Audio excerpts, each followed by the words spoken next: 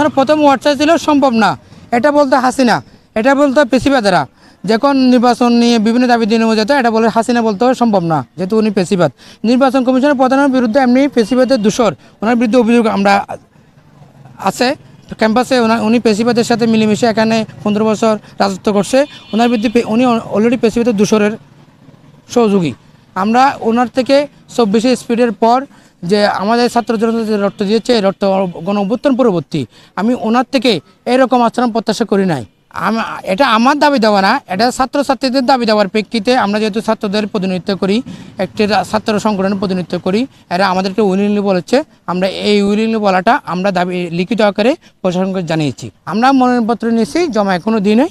আমাদের সকল প্রস্তুতি সম্পন্ন, আমরা শীঘ্রই আপনারা জানতে পারবেন। প্যানেলের বিষয়টাও জানতে পারবেন। প্যানেলের বিষয় মনোনয়ন প্রায় কাছাকাছি সময় আমরা করব।